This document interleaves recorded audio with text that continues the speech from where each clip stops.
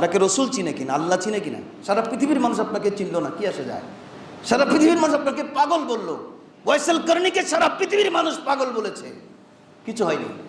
হযরত ফারুক আজম এবং আলী কারামাল্লাহ যখন রসুলের নির্দেশনায় ওনার সাথে দেখা করতে আসলেন কারণ শহরে, এসে বললেন, হুজুর তো চিহ্নিত নিশানা দিয়েছেন, উনি লম্বা চূড়া মানুষ হবে, ওনার গায়ে লম্বা লম্বা পশম থাকবে, ইনি ফর্সা সাধারণ মানুষ হবে, লম্বা দাঁড়িওয়ালা হবে, পাশাপাশি ইনার বাম হাতের নিচে একটা শ্বেত রোগের দাগ থাকবে।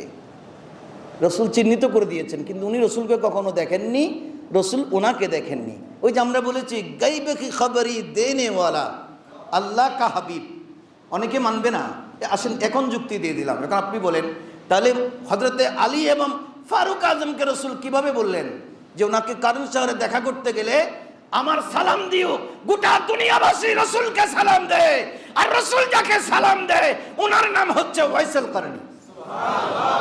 রসুল ওনাকে চিনে, যে শুধু চিনে না, গায়ের কোথায় দাগ আছে, আমার শরীরে কোথায় দাগ আছে আমার মা জানবে, কারণ উনি বাস্তব অবস্থায় আমাকে দেখেছেন। আমার শরীরের কোনো জায়গায় দৃশ্যমান অদৃশ্যমান কোনো জায়গায় যদি কোনো চিহ্ন থাকে, মা বলবে আমার ছেলেকে আমি চিনি, আমার ছেলের পাঁজরের বাম পাশে একটা কালো দাগ আছে, ওখানে লম্বা লম্বা পশম আছে। আর রসুল বলেছেন ওয়াইসুল কারনীর হাতের বাম পাশে একটা শ্বেত রোগের চিহ্ন থাকবে, পুরো শরীর লম্বা লম্বা পশম হবে, ইনি সাদাসিধেভাবে জীবনযাপন করবে, ওনাকে দেখে তোমরা বুঝে যাবা উনি ওয়াইসুল কারনী, ওনাকে আমার সালাম পৌঁছাইয়া দেবা। শুধু সালাম দেবে না, অনাগত উম্মত আমার যারা আসবে তাদের জন্য ওনাকে দোয়া করতে বলবা। রসুল কার কাছে দোয়া চাচ্ছে? যে ওয়াইসুল কারনীর কাছে। আমরা বলি না, অনেক সময় আমাদেরকে মানুষ বলে হুজুর দোয়া করেন, আমরা যে আপনি আমার জন্য দোয়া করেন, আপনি দোয়া কিজিয়ে। আমাদের মুর্শিদ কেবলা দেখেন না, আপনি যখন দোয়া চাইবেন যে আপ ভি মেরে লিয়ে দোয়া করনা, আপনিও আমার জন্য দোয়া করিয়েন।